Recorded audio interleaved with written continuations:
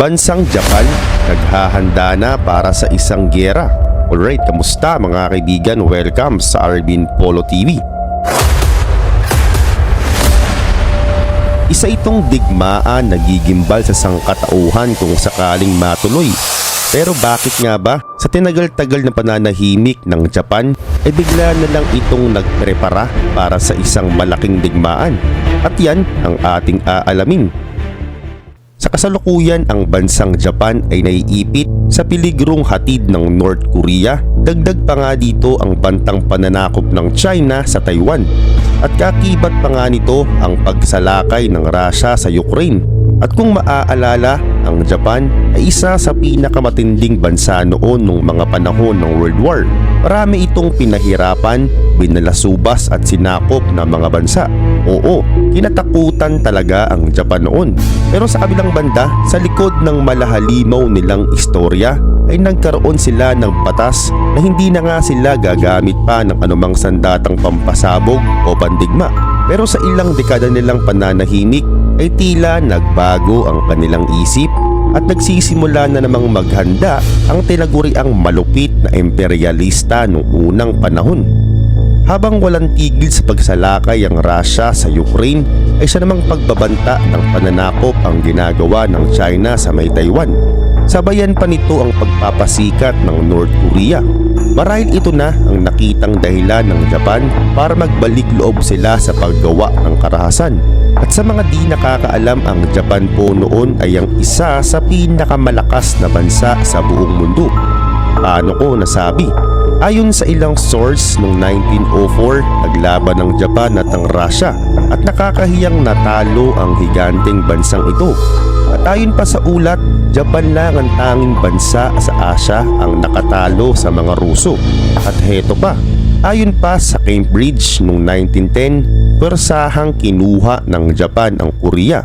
Ganun pa man, base pa sa ilang mga ulat, halos 6,000 mga isla ang napasakamay noon ng mga Hapon.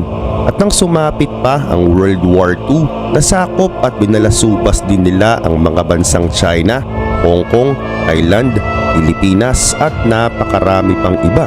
Sa madaling salita, bantog ang mga Hapon bilang malulupit at walang awang mananakop at mandirigma. At sigurado ako manginginig ang laman mo pag nalaman mo na maraming ulit ng pinatawan ng war crimes ang Japan. Ibig sabihin, hindi katanggap-tanggap ang ginawa nila sa mga tao. At ang halimbawa nito, ang Nabataan Death March 1942, The Bangka Isla Massacre 1942, The Sandakan Death March 1945, Cannibalism sa Kokoda at napakarami pang iba. At ilan lang yan sa mga di masikmurang history noon ng mga Hapon na mapahanggang sa ngayon ay hindi nila tinuturo sa mga eskwelahan sa Japan.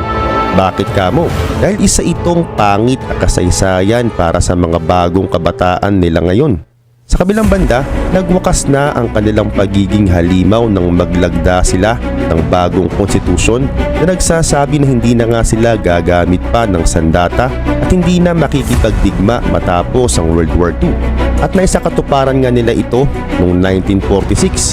At ngayon, fast forward 2023, nagawa naman ng mga Hapon na hindi gumamit ng mga sandata at hindi na makipagdigma sa ibang mga nasyon ng halos 8 dekada. Nanahimik sila ng matagal na panahon at saksi ang ibang mga bansa dito. Pero ang pananahimik ng sleeping giant ay nabasag nang magpalipad ng nuclear ang North Korea.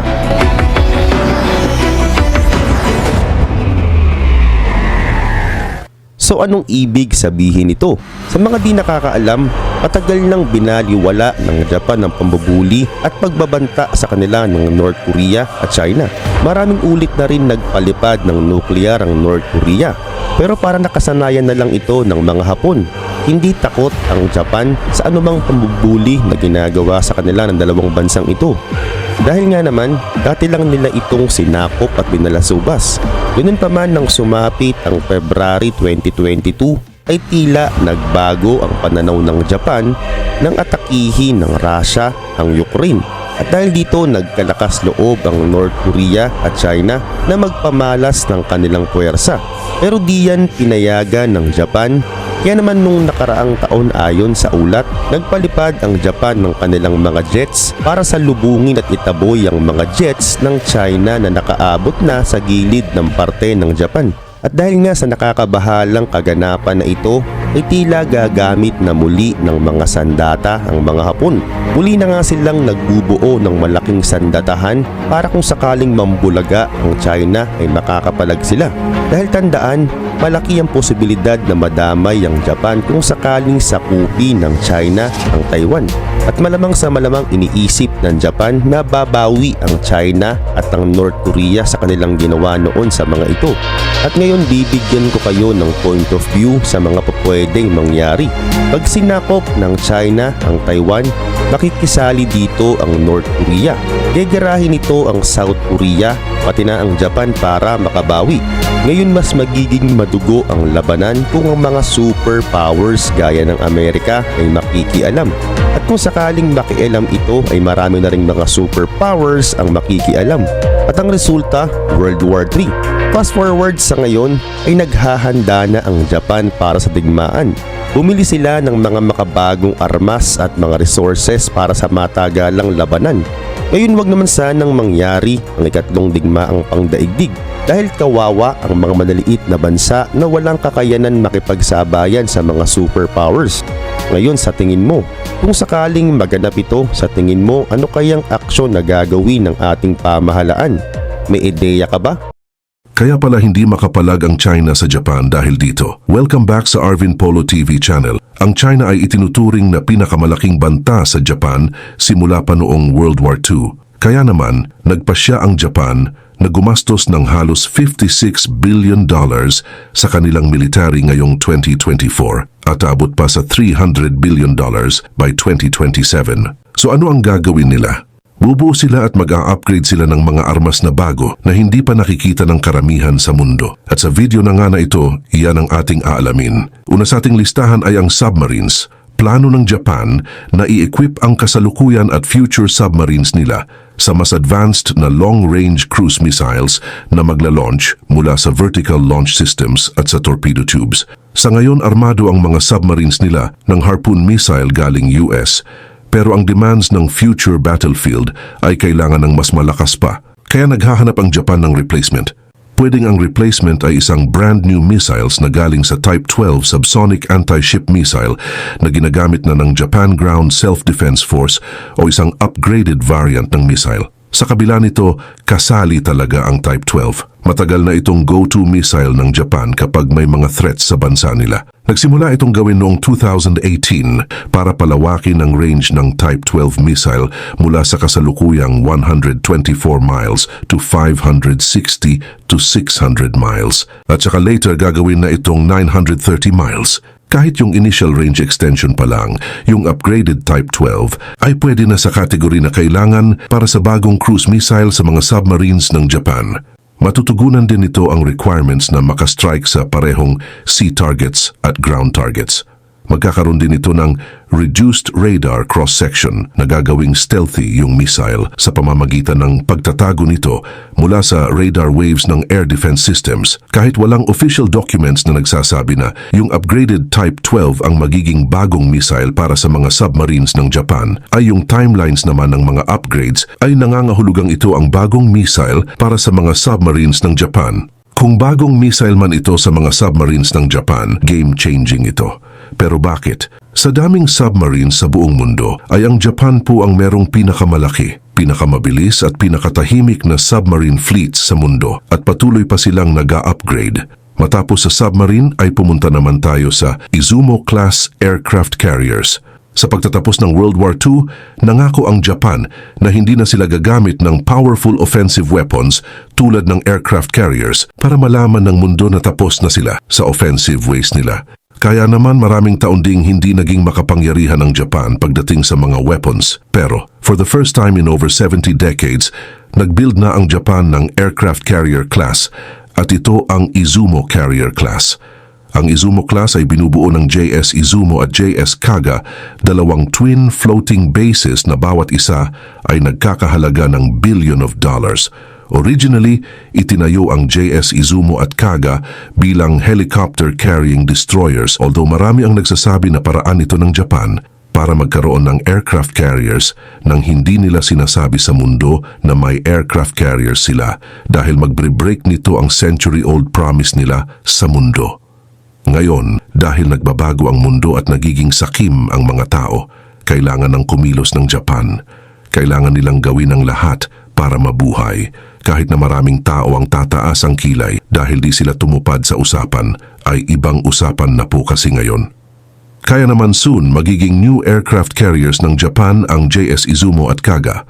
Kasalukuyang upgraded sila to aircraft carrier status para ma-counter ang looming disaster. Nag-start ang conversion noong 2020 at pagkatapos nito, ang parehong carrier ay magkakaroon ng mas matinding heat-resistant decks, more powers, at isang new quadrangle-shaped battle para ma-handle ang departure at arrival ng fixed-wing aircraft. Dahil wala silang ski jump or launch catapult, limited ang Japanese carriers sa short takeoff and vertical landing fighters, kung saan ang pinakamodern ay ang F-35B Lightning II.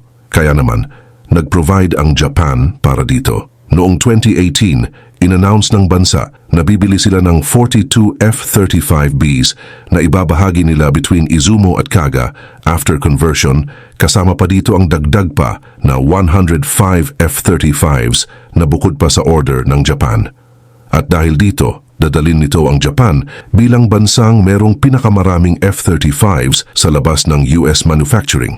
Noong 2021, dalawang United States Marine Corps F-35B fighters ang nag-perform ng first vertical landings at the horizontal takeoffs mula sa JS Izumo at nagmarka ito bilang kauna-unahang takeoffs since World War II. Meron itong fixed-wing aircraft na operated ng Japanese carrier. Pag nag-service na ang mga carriers na ito, magiging armado na ang Japan ng sea assets na hindi lang magde-defend ng dagat nila.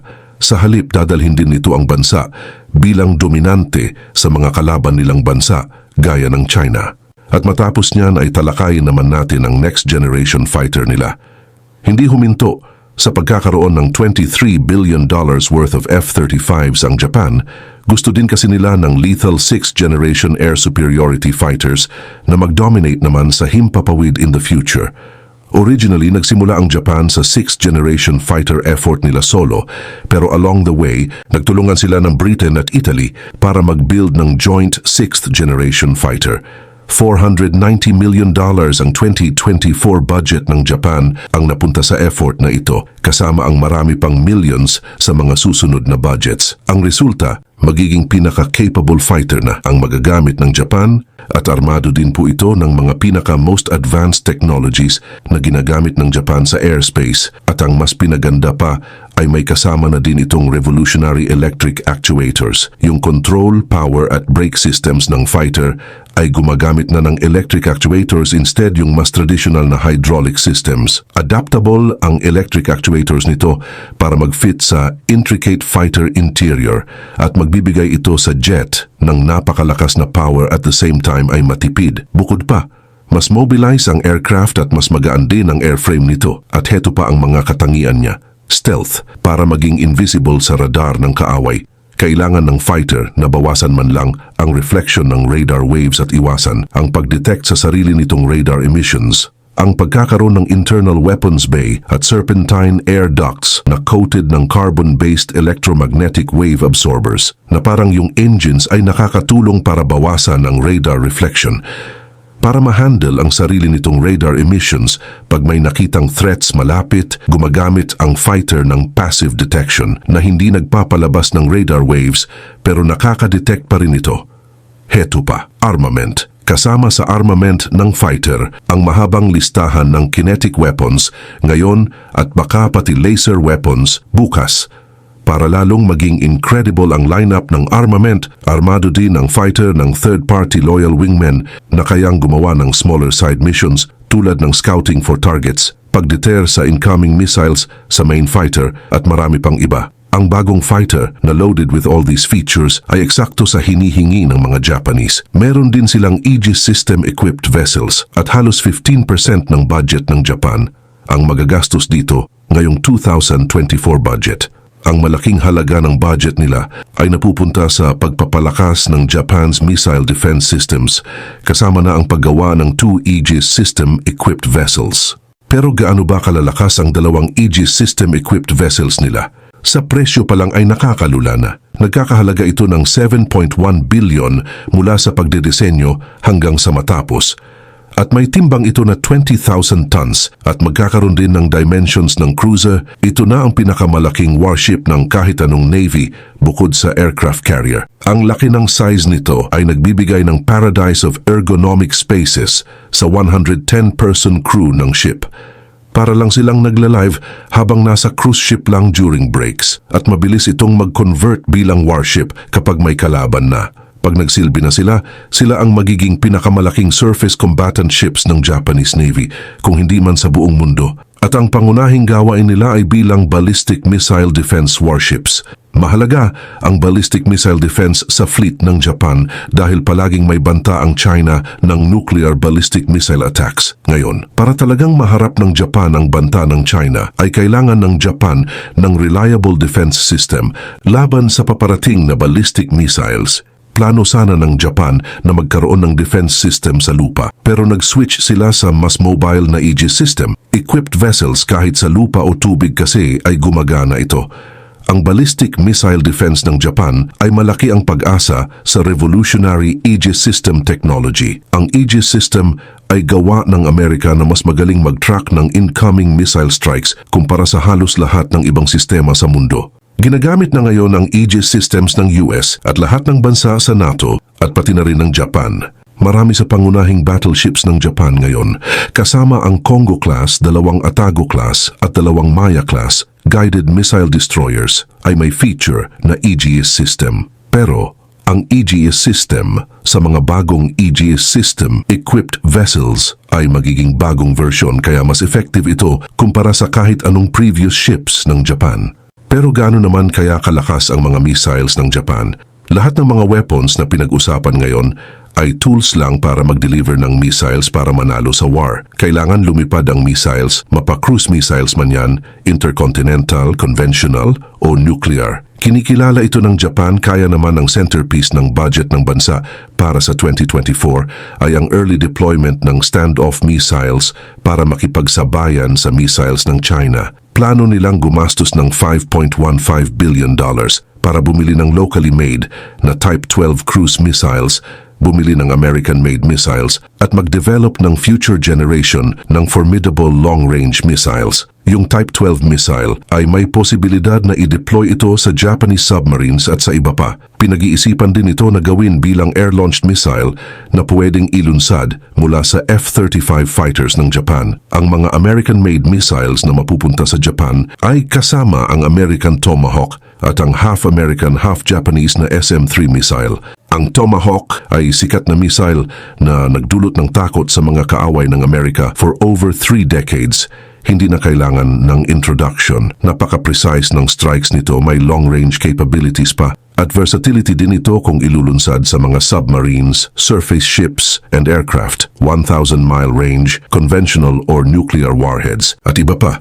Ginagawa itong perfect missile para sa kahit anong mission at kahit anong klase ng explosion na gusto ng US o Japan. Balak din ng Japan na gumastos ng $1.5 billion para bumili ng 400 ng mga missiles na ito. Ang hybrid American-Japanese SM-3 naman ay isang highly capable missile interceptor na dinisenyo para i-intercept o harangin ang incoming ballistic missiles sa kanilang mid-course phase of flight after na ma-detect at matrack sila ng system na katulad ng Aegis.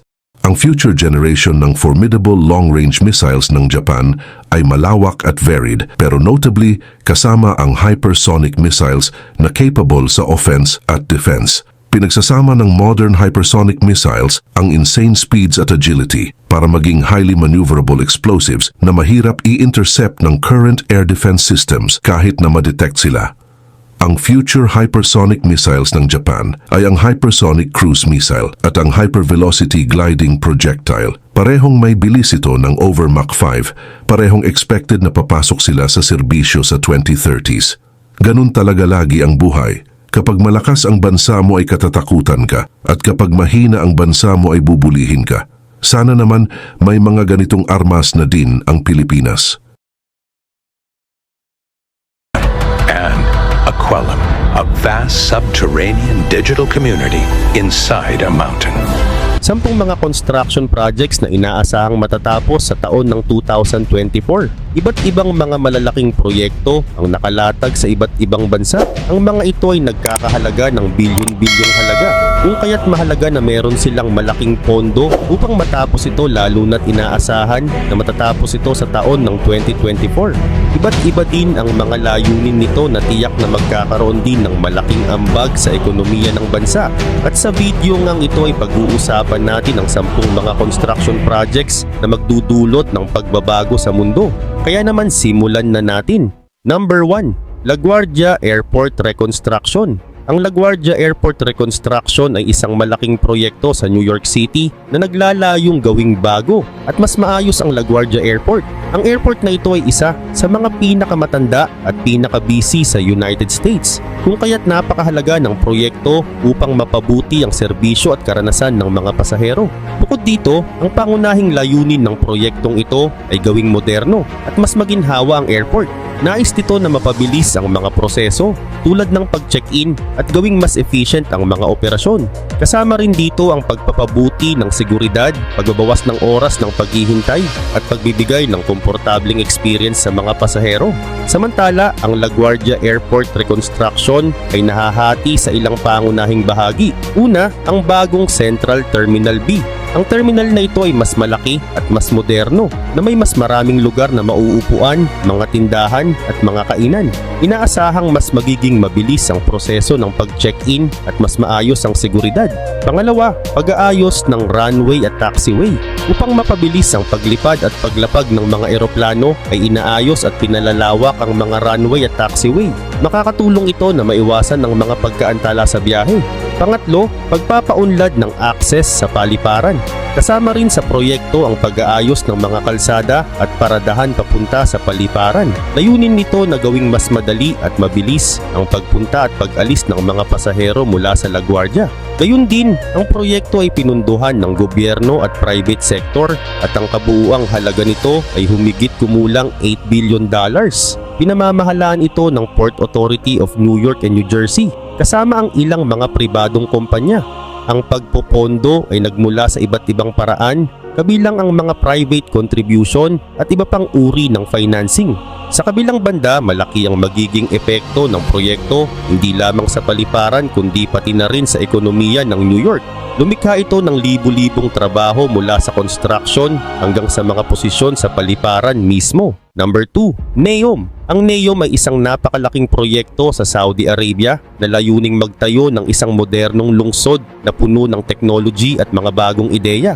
Sinimulan ito noong 2017 bilang bahagi ng plano na tinatawag na Saudi Vision 2030. Layunin ng planong ito na gawing mas malakas ang ekonomiya ng Saudi Arabia at hindi lang umasa sa langis para sa kita. Ang pangalan na NEOM ay mula sa salitang neo na ibig sabihin ay bago at M na tumutukoy sa Mostakbal na ang ibig sabihin ay hinaharap sa Arabe. Ibig sabihin ang proyekto ay nakatuon sa pagbuo ng isang bagong uri ng lungsod para sa kinabukasan. Matatagpuan ang NEOM sa northwest part ng Saudi Arabia, malapit sa Red Sea. May sukat itong 26,500 square kilometers. Halos kasing laki ng isang bansa, kung kaya't isa ito sa pinakamalaking proyekto sa buong mundo. Plano ng NEOM na maging tahanan ng mga bagong technology tulad ng clean energy, mga robot at artificial intelligence. Dito ay mas madaling makakakilos ang mga tao dahil sa makabagong teknolohiya na gagamitin sa lahat ng aspeto ng buhay. Ang isa sa mga pinakamahalagang bahagi ng NEOM ay ang The Line. Ito ay isang lungsod na magiging 170 kilometers ang haba. Wala itong mga kalsada o kotse at gagamit lamang ng 100% clean energy. Sa halip na mga kotse ay gagamit ito ng mga mabilis na tren at iba pang modernong paraan ng transportasyon. Lahat ng kailangan ng mga tao tulad ng mga paaralan, ospital at tindahan ay madali nilang maaabot sa loob ng 5 minutes walk. Layunin ng The Line na gawing mas simple at mas komportable ang buhay ng mga tao habang inaalagaan ang kalikasan. Bukod sa The Line ay bahagi rin ng Neom ang Oxagon, na isa namang lungsod na hugis oktagon at matatagpuan sa dagat. Ito ang magiging pinakamalaking floating city o lungsod na nakalutang sa tubig sa buong mundo. Layunin nitong maging sentro ng kalakalan at industriyang gumagamit ng modern technology. Kasama rin sa proyekto ang Trojena, na isang ski resort na itatayo sa gitna ng disyerto. Dito ay maaaring mag-ski ang mga tao, mag-hiking at magsagawa ng iba pang outdoor activities kahit nasa disyerto sila, na isang bagay na bihirang makita sa Middle East. Number 3, Paris 2024 Summer Olympics Preparations. Ang paghahanda para sa Paris 2024 Summer Olympics ay isang malaking proyekto ng pagtatayo ng mga bagong facility at infrastruktura. Layunin ng proyekto na hindi lamang maghanda ng mga lugar para sa palaro, kundi pati na rin lumikha ng mga estrukturang magagamit ng mga taga-Paris kahit matapos ang Olympics. Nakatutok din ng proyekto sa paggamit ng mga environment-friendly technology. Isa sa pinakamalaking bahagi ng paghahanda ay ang pagbuo ng Olympic at Paralympic Village sa Seine-Saint-Denis.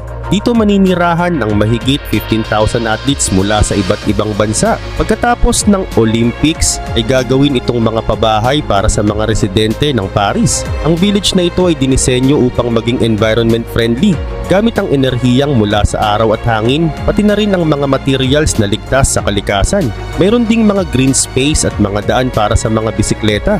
Bukod dito, ang Arena 2 ay isa ring mahalagang proyekto. Ito ay isang modernong lugar para sa volleyball at iba pang sports. Upang makatipid at mas mapangalagaan ang kalikasan ay napagpasyahan ng mga tagaplano na gamitin ang mga umiiral na facilities tulad ng Stade de France para sa malalaking kaganapan tulad ng pagbubukas at pagsasara ng Olympics. Sa ganitong paraan ay nababawasan ang gastos at ang pangangailangan na magtayo ng maraming bagong gusali. Maliban sa mga sports facilities, ay mahalaga rin ang pag-aayos ng transportasyon sa Paris. Nagpapatayo sila ng mga bagong tren, metro at bus systems upang gawing mas mabilis at madali ang pagpunta sa mga lugar ng palaro.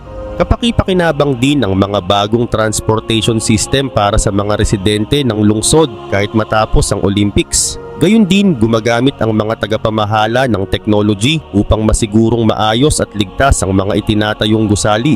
Halimbawa, gumagamit sila ng digital twin technology kung saan may virtual copy ng mga gusali na sinusuri bago tapusin ang pagtatayo. Tinitiyak nito na ligtas at efficient ang mga facilities. Samantala, mahalaga rin ang pangangalaga sa kalikasan sa proyektong ito. Gumagamit ng renewable energy tulad ng solar at wind power sa mga facilities. Number 4, Woven City. Ang Woven City ay isang proyekto ng Toyota na sinimulan noong 2020. Layunin nitong lumikha ng isang matalinong lungsod na magiging lugar para sa pagsubok ng mga bagong technology. Matatagpuan ito sa paanan ng Mount Fuji sa Japan at may sukat na 175 hectares. Gagamitin ng lungsod bilang living laboratory kung saan ang mga bagong technology tulad ng AI, robotics, self-driving na sasakyan, smart homes at renewable energy ay susubukan. Ang Woven City ay binuo upang maging isang experimental city. Dito ay titingnan kung paano makatutulong ang technology sa pang-araw-araw na buhay ng mga tao. Ang mga residente ng lungsod ay magiging bahagi ng pagsubok sa mga modern technology at gagamitin ang mga ito upang makita kung paano mapapabuti ang kanilang mga sistema bago ipamahagi sa mas maraming tao. Samantala, ang disenyo ng lungsod ay may 3 uri ng kalsada. Una, para sa mga self-driving na sasakyan. Pangalawa, para sa mga bisikleta at personal transportation. At pangatlo, para sa mga naglalakad. Sa ganitong pagkakaayos ay magiging ligtas at maayos ang galaw ng mga tao at sasakyan sa lungsod. Ang mga gusali naman sa Woven City ay gawa sa mga materials na hindi nakakasama sa kalikasan tulad ng kahoy.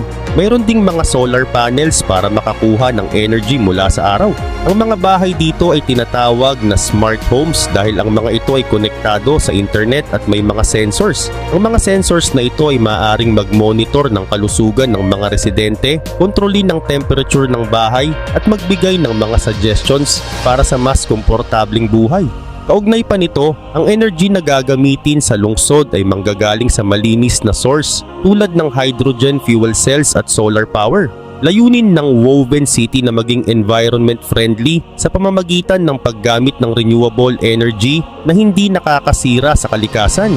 Gayun din, ang Toyota ay nakipagtulungan sa iba't ibang kumpanya at eksperto sa technology upang matiyak ang tagumpay ng proyekto. Ang mga eksperto mula sa AI, robotics at iba pang larangan ay tumutulong upang mas mapaganda ang mga sistema at technology na gagamitin sa lungsod. Number 5, Notre Dame Cathedral Restoration. Ang Notre Dame Cathedral sa Paris, France ay isa sa mga pinakatanyag at mahalagang simbahan sa buong mundo. Itinayo ito mula 12th hanggang 14th century at kinikilala bilang isang makasaysayang simbolo ng France. Ngunit noong April 15, 2019 ay isang malaking sunog ang sumira sa malaking bahagi ng katedral kasama ang bubong at ang sikat na spire nito. Ang pangyayaring ito ay ikinalungkot ng buong mundo dahil sa halaga ng simbahan sa kasaysayan at kultura. Samantala, matapos ang sunog ay mabilis na kumilos ang gobyerno ng France at mga private organizations upang simulan ang pagsasaayos ng Notre Dame. Nangako si Pangulong Emmanuel Macron na muling itatayo ang katedral sa loob ng 5 taon bago mag-2024 Paris Olympics. Bagamat mahirap, ito ay sinimulan agad ang mga hakbang para sa pag-aayos at pagprotekta sa natitirang bahagi ng simbahan. Subalit ang proyekto ng pagsaayos ng Notre Dame ay napakalaki at komplikado. Unang ginawa ang pagtanggal ng mga nasirang bahagi at mga bangkay upang tiyakin ang kaligtasan ng gusali. Naglagay din ng mga scaffoldings o pansamantalang suporta upang hindi bumagsak ang mga natitirang bahagi ng simbahan habang isinasagawa ang pagsasaayos. Sumunod ay ang masusing pag-inspeksyon ng buong istruktura upang malaman kung alin sa mga bahagi ang kailangang ayusin o palitan. Gumamit ang mga arkitek ng mga tradisyonal na materyales gaya ng bato, kahoy at tingga upang mapanatili ang original design ng Notre Dame. Mahalaga ang mga eksperto sa sining at kasaysayan upang siguraduhing eksakto ang muling pagbuo ng bawat bahagi ng simbahan. Gayun din, ang muling pagtatayo ng Notre Dame ay may mga hamon. Isa na rito ang kaligtasan ng mga manggagawa, lalo na sa mataas na bahagi tulad ng spire. Kailangan ding tiyakin na tugma sa original design ang mga materials na gagamitin upang mapanatili ang kasaysayan at itsura ng katedral. Ang pagpopondo ng proyekto ay isa ring malaking hamon. Bagamat maraming private individuals at mga grupo ang nagbigay ng donasyon, ay malaki pa rin ang halaga ng proyekto. Kaya't kailangang maingat at tapat ang paggamit ng mga pondo para sa pag-aayos. Number 6, Vogtle Nuclear Power Plant Expansion. Ang Vogtle Nuclear Power Plant Expansion ay isang malaking proyekto sa pagpapalawak ng kasalukuyang nuclear power plant na matatagpuan sa Waynesboro, Georgia, USA. Layunin ng proyekto na magdagdag ng 2 bagong reactors, ang Unit 3 at Unit 4, upang makagawa ng mas maraming kuryente. Ang paggamit ng nuclear energy ay itinuturing na mas malinis at mas maaasahan kumpara sa mga karaniwang pinagkukunan ng energy tulad ng carbon o langis. Samantala, ang mga bagong reactors ay gumagamit ng technology na tinatawag na AP1000 na isang modernong disenyo ng nuclear reactor na kilala sa high level of safety. Ang reactor na ito ay may passive safety system na nangangahulugang kaya nitong kontrolin at mapalamig ang sarili sa oras ng emergency nang hindi nangangailangan ng kuryente o intervention ng tao. Ang bawat reaktor ay kayang makagawa ng 1,117 megawatts ng kuryente na sapat para magbigay ng kuryente sa halos 500,000 na mga kabahayan. Sinimulan ang proyekto noong 2009, ngunit nakaranas ito ng maraming pagsubok at pagkaantala. Inaasahan na magiging operational ang Unit 3 sa 2023 at ang Unit 4 ay sa 2024. Ang original na plano ay tapusin ang proyekto bago ang 2020, ngunit naantala ito dahil sa technical issues at mga financial problems, kabilang ang pagkalugi ng Westinghouse, ang kumpanyang gumawa ng reactors. Dahil sa mga pagkaantala, ang budget ng proyekto ay tumaas mula $14 billion hanggang $30 billion. Kaugnay pa nito, ang proyekto ay nagbigay din ng maraming trabaho sa mga lokal na residente. Kapag natapos ang proyekto, ay magbibigay ito ng sapat sapat na supply ng kuryente sa estado ng Georgia at mga karatig na lugar. Mahalaga rin ng proyekto sa layunin ng United States na mabawasan ang paggamit ng fossil fuels at magpatupad ng mas malinis na paraan ng paglikha ng energy dahil ang nuclear power ay hindi naglalabas ng malaking polusyon. Bagamat inaasahang malaki ang benepisyo ng proyekto ay hindi ito nakaligtas sa mga kontrobersya. Una, patuloy ang pagtaas ng gastos ng proyekto at may posibilidad na tumaas ang singil ng kuryente para sa mga customer ng Georgia Power na isa sa mga pangunahing namumuhunan sa planta. Pangalawa, may mga pangamba tungkol sa kaligtasan ng nuclear power dahil sa mga aksidente sa ibang bansa tulad ng nangyari sa Fukushima sa Japan. Ngunit sinasabi ng mga eksperto na ang disenyo ng AP1000 reactor ay mas ligtas kumpara sa mga lumang disenyo ng reactors. Number 7, Tren Maya. Ang Tren Maya ay isang proyekto ng tren sa Mexico na sinimulan ni Pangulong Andres Manuel Lopez Obrador. Layunin nito na magtayo ng bagong linya ng tren sa Yucatan Peninsula para mapabilis ang biyahe at mapaunlad ang ekonomiya, lalo na sa turismo. Ang tren ay may haba na umaabot ng 1,525 kilometers at dumaraan sa 5 estado na kinabibilangan ng Chiapas, Tabasco, Campeche, Yucatan at Quintana Roo. Samantala, hinati ang proyekto sa 7 ruta na mag-uugnay sa mga bayan, lungsod at sikat na lugar para sa mga turista. Inaasahan na makakatulong ito sa pagdami ng mga bisita, lalo na sa mga lugar na hindi pa gaanong kilala. Bukod sa turismo, ay inaasahan din na makakatulong ang proyekto sa mga lokal na negosyo at sa ekonomiya ng mga rehiyon na dadaanan ng tren. Gayun din naman, isa sa mga layunin ng Tren Maya ay gawin itong eco-friendly. Gagamit ang proyekto ng mga technology na hindi gaanong nakakasira sa kalikasan. Subalit, may mga grupo na nag-aalala sa epekto nito, lalo na sa mga kagubatan at tirahan ng mga hayop. May ilang mga katutubo rin na nag-aalala na baka maapektuhan ang kanilang mga komunidad at kultura. Pero sa kabila ng mga alalahanin ay itinuloy ng gobyerno ang proyekto dahil inaasahang magdudulot ito ng malaking kita mula sa turismo at negosyo. Mas mapapadali rin ang transportasyon at trading sa mga lugar na mahirap marating.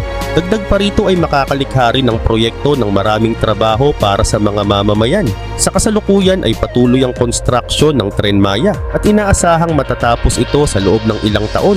Habang may mga benepisyo ang proyekto, ay mahalaga ring bantayan ang mga epekto nito sa kalikasan, kultura at mga pamayanan, lalo na sa mga katutubo.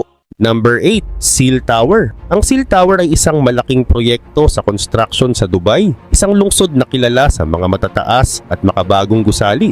Isa itong ambisyosong plano na idinisenyo upang maging isa sa pinakamataas na gusali sa lungsod na magsisilbing lugar para sa tirahan, negosyo at tindahan sa loob ng iisang gusali. Samantala, ang disenyo ng Seal Tower ay simple pero moderno. Layunin nitong gumamit ng mga makabagong technology na makakatulong sa kalikasan.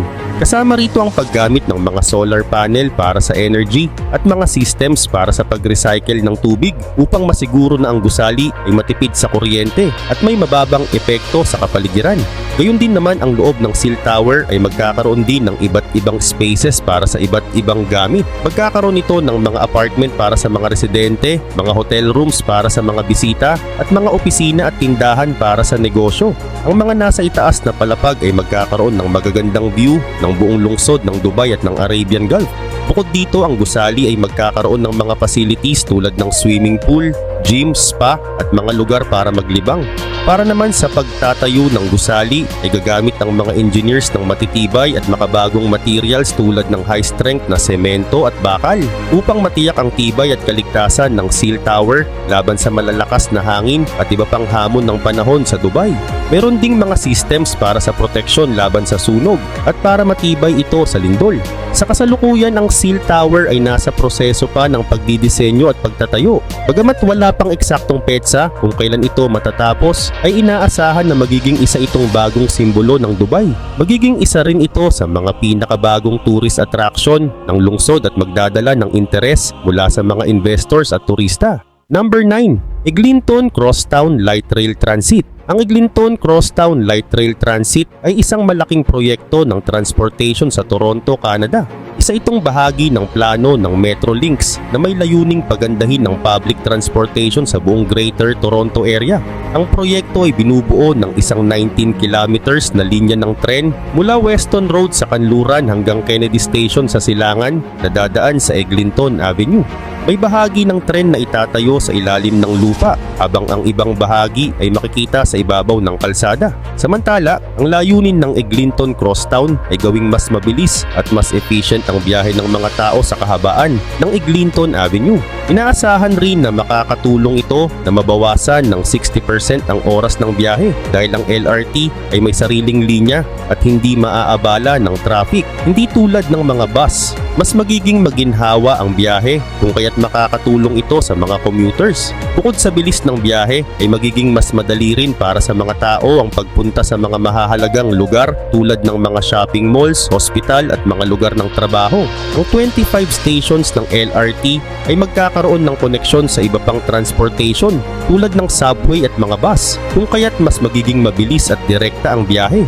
Kaugnay pa nito, isa sa mga hamon na hinarap ng proyekto ay ang pagkaantala ng pagtapos nito.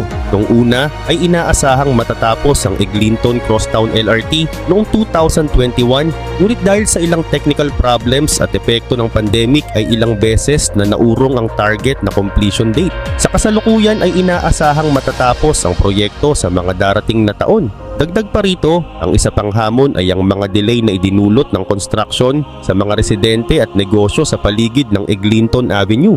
Maraming kalsada ang isinara kung kaya't nahirapan ang mga sasakyan at ang ingay mula sa mga heavy machinery ay nagdulot din ng abala sa mga nakatira malapit sa mga construction sites. Sa kabila nito ay malaki ang magiging epekto ng Eglinton Crosstown LRT sa ekonomiya ng Toronto. Dahil sa construction ng proyekto ay maraming trabaho ang nalikha mula sa mga gumagawa sa site hanggang sa mga nag-aasikaso ng iba't ibang bahagi ng proyekto. Kapag natapos na ang LRT, ay magiging mas madali para sa mga tao ang mag-commute kung kaya't posibleng dumami ang mga opportunities sa trabaho at negosyo sa lugar.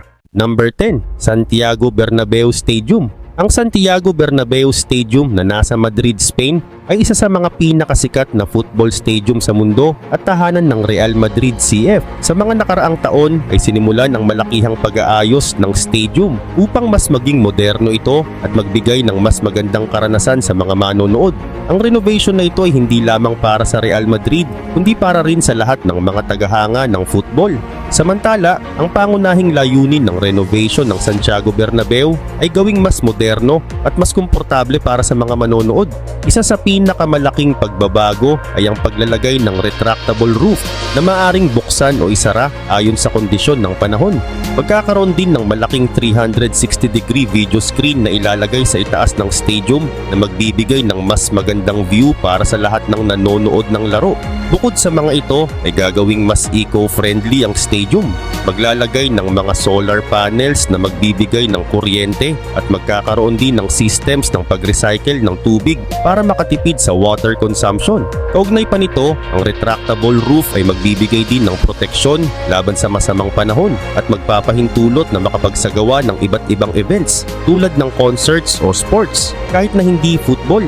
Ang bagong roof ay dinisenyo rin para mas maganda ang tunog sa loob ng stadium kung kaya't mas masaya ang mga manonood sa bawat laro. Gayun din naman, ang isa pang mahalagang pagbabago ay ang paglagay ng 360-degree LED screen na makikita mula sa lahat ng bahagi ng stadium. Ang screen na ito ay magpapakita ng mga highlights, impormasyon at iba pang detalye na makakatulong sa mga manonood. Bukod dito ay magkakaroon din ng modern security system upang masigurong ligtas ang mga tao sa stadium. Sa katunayan ay malaki ang maitutulong ng renovation na ito sa ekonomiya ng Madrid. Hindi lang mga football games ang gaganapin dito, kundi pati na rin mga concerts, exhibitions at iba pang malalaking events. Dahil dito ay dadami ang mga turista at bisitang pupunta sa lungsod na magpapalakas sa mga negosyo at turismo.